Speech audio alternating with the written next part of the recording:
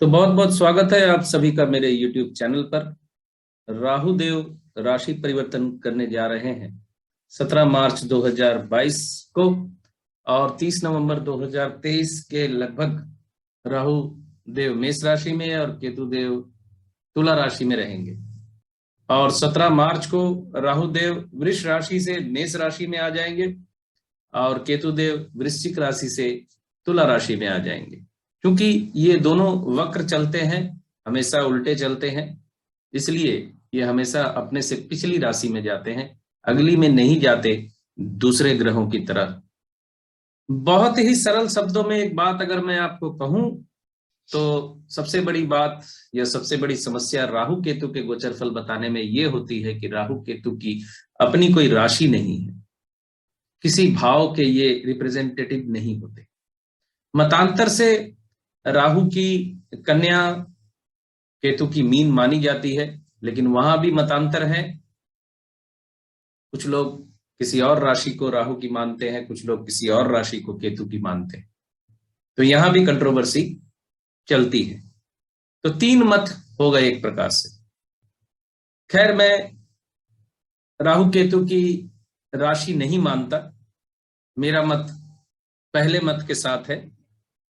इसी वजह से राहु और केतु का गोचर फल डालना बड़ा कठिन होता है। राहु और केतु का गोचर फल बताना कठिन इसलिए भी होता है क्योंकि राहु और केतु एक साथ राशि परिवर्तन करते हैं और एक राशि में राहु का और केतु का दोनों का फल बताना होता है।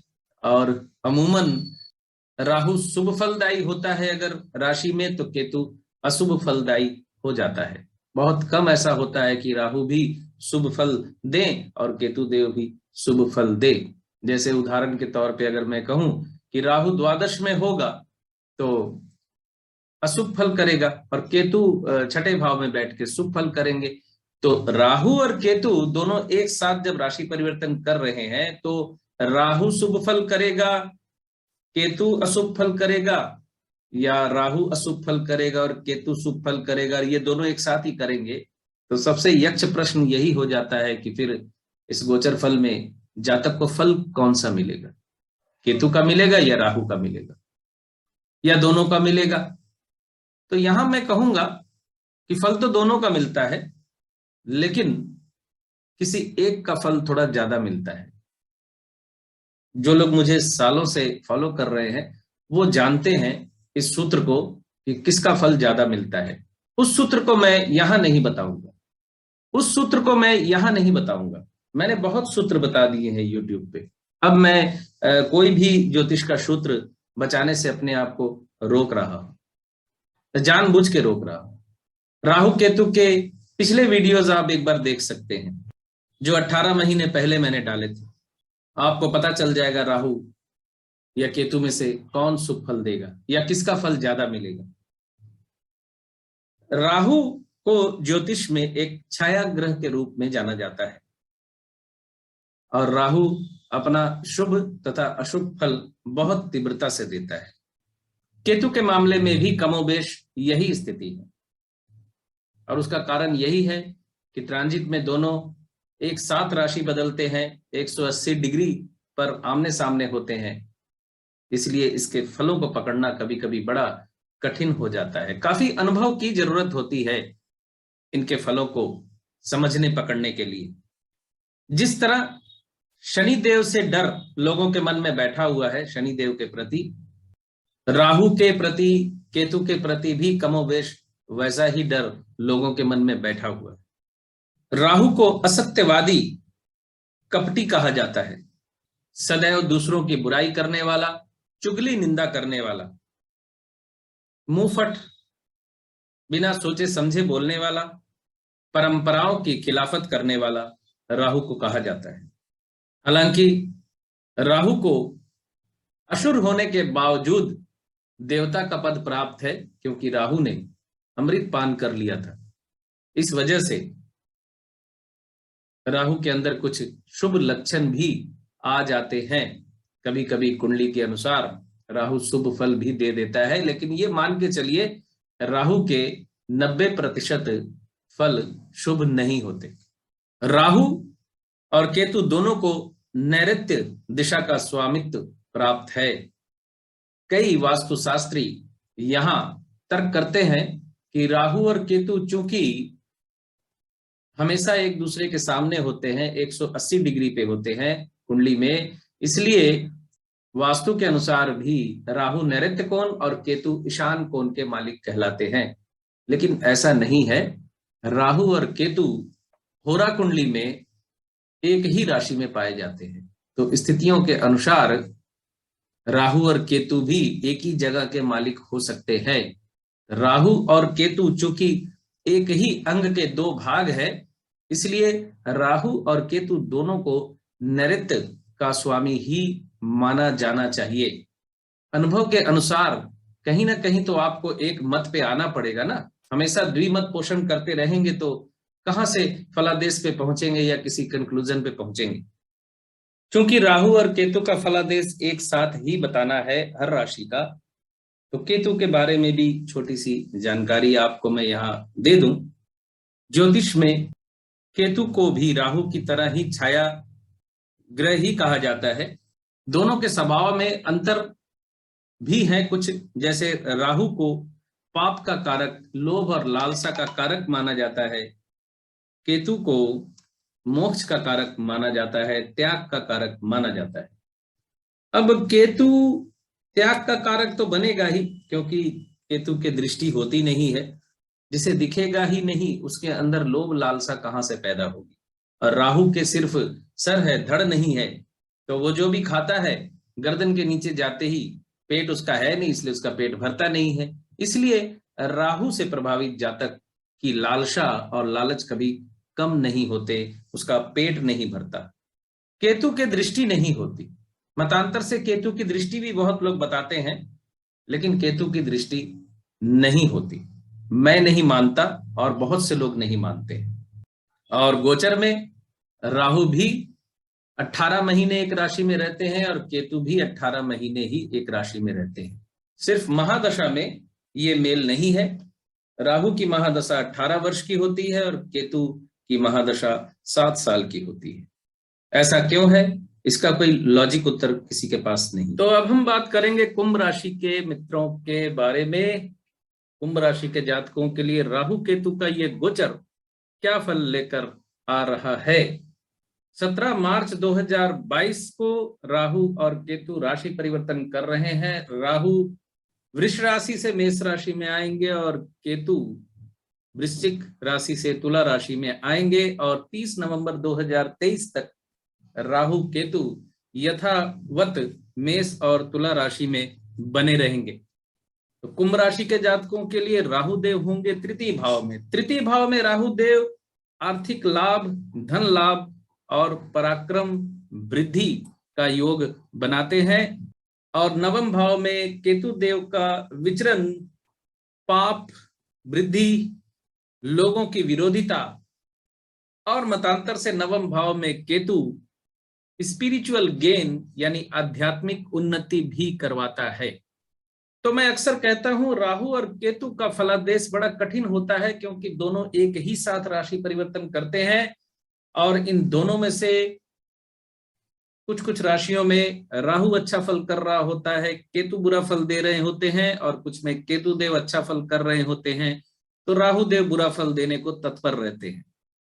तो राहु केतु का गोचर एक साथ होने की वजह से ये एक समस्या है कि जातक को फिर राहु का फल ज्यादा मिलेगा या केतु का फल मिलेगा। यहां मैं कहूंगा कि फल दोनों का ही मिलेगा, लेकिन किसका ज्यादा मिलेगा इसका खुलासा मैं अब आखिरी मीन राशि में कर दूंगा।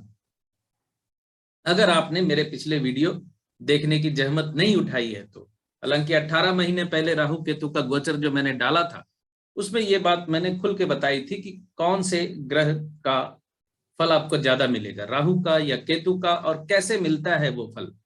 अगर नहीं देखा है आपने तो देख भी सकते हैं, नहीं तो मीन राशि में मैं ये खुलासा कर देने वाला हूं अगले 1-2 दिनों में। तो 17 मार्च 2022 को राहु देव आ जाएंगे मेष में और केतु देव तुला में। 30 नवंबर 2023 तक यहां रहेंगे। और ये मैं ट्रू राहु ले रहा हूं, इसलिए 17 मार्च 2022 को परिवर्तन दिखा रहा हूं। मीन राहु लेकर जो फलादेश करते हैं उनके लिए राहु केतु का गोचर या मीन राहु से अगर देखते हैं तो अप्रैल में राहु केतु का राशि परिवर्तन होता है, लेकिन ट्रू राहु ज्यादा लेते हैं लोग। तो राहु केतु का जनरल फल मैंने बता दिया, उसको थोड़ा सूक्ष्मता से देखने की कोशिश करें।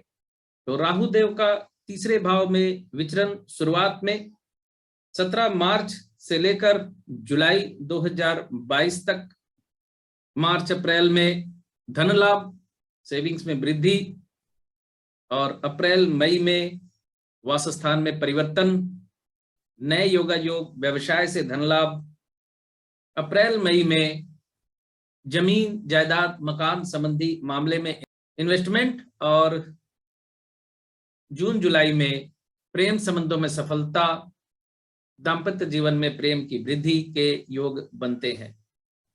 अगस्त 2022 से मार्च 2023 के मध्य शुरुआत में, यानी अगस्त सितंबर में प्रेम संबंधों में सफलता, नया प्रेम संबंध जीवन में आने के संकेत, बुद्धि विभ्रम या इल्यूशन का शिकार भी आप हो सकते हैं। किसी ऐसे प्रेम का शिकार हो सकते हैं जहां आपको सफलता मिलने के चांस कम हो, या अवैध संबंधों में लिप्त हो सकते हैं। सितंबर अक्टूबर स्वास्थ्य संबंधी समस्या, दाम्पत्य जीवन में शॉर्ट टर्म सेपरेशन, अक्टूबर में नए योगा योग, व्यवसाय में अग्रगति, नवंबर में कामों में बाधा, यात्रा में समस्या, अकेलापन, डिप्रेशन, दिसंबर में लंबी दूरी की यात्रा, उच्च शिक्षा में सफलता, जनवरी में पद प्राप्ति, उन्नति, जनवरी फरवरी में इच्छा पूर्ति, स्वास्थ्य लाभ, प्रमोशन, फरवरी मार्च में खर्च की अधिकता और धार्मिक क्रियाकलाप में वृद्धि, भाग्य की सहायता। अप्रैल 2023 से नवंबर 2023 के मध्य स्पिरिचुअल गेन, आध्यात्मिक उन्नति, पाप कर्मों में लिप्त होने का योग भी बनता है।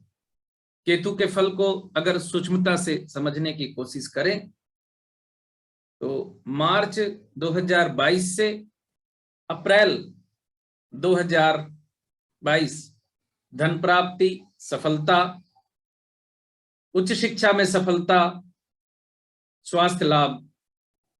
मई से सितंबर 2022 तक सेविंग्स में वृद्धि, धन लाभ, धर्म कर्म पूजा पाठ ज्योतिष के क्षेत्र से धन लाभ। अक्टूबर 2022 से जून 2023 के मध्य वास स्थान में परिवर्तन, छोटे भाई बहनों के साथ मनमुटाव, छोटी यात्राएं, अनर्गल और यूजलेस यात्राएं होने का योग बनता है। जुलाई 2023 से नवंबर 2023 के मध्य शिक्षा में अग्रगति, स्वास्थ्य संबंधी समस्या, हार्ट से रिलेटेड समस्या आपको हो सकती है। अगस्त नए योगा योग, पद प्राप्ति। सितंबर बाधा, भाग्यहीनता, कर्म स्थान पे अपमानजनक स्थितियों का सामना। अक्टूबर लंबी दूरी की यात्रा, पद प्राप्ति, सफलता। नवंबर पद प्राप्ति, सम्मान वृद्धि, पिता के साथ अच्छे संबंध होने का योग बनता है। कुंभ राशि के जातक, क्योंकि केतु बुरा फल देने के लिए यहां तत्पर बैठा है आपको, तो केतु का मंत्र जाप आपको करना चाहिए। ओम कें केतवे नमः। किसी ब्लाइंड को डोनेशन दे सकें इस गोचर के दौरान तो इसको नियम बना ले अगले 18 महीनों के लिए, या किसी ब्लाइंड स्कूल में जाकर कुछ डोनेशन देकर आ जाएं तो वो भी आपके लिए लाभजनक रहने वाला है। किसी वृद्ध व्यक्ति की आंखों का इलाज करवा सकें तो वो भी अच्छा उपाय है आपके लिए। केतु के उपाय पे एक वीडियो है मेरा, उसे ढूंढना पड़ेगा मुझे, अगर आप सर्च कर सके, 2-3 साल पहले का वीडियो है, 4 साल का, तो आपको मेरे चैनल पे मिल जाएगा। बहुत बेहतरीन उपाय मैंने वहां बताए हुए हैं। वैसे मैं भी कोशिश करूंगा ये रिकॉर्डिंग कंप्लीट हो जाए तो फिर मैं केतु के उपाय वाला वीडियो उठाकर लगभग सभी वीडियोस में दे दूंगा यहाँ। तो ये था राहु केतु का गोचर फल कुंभ राशि के जातकों के लिए। बहुत बहुत धन्यवाद आप सभी का जुड़े रहने के लिए। खुश रहिए, स्वस्थ रहिए।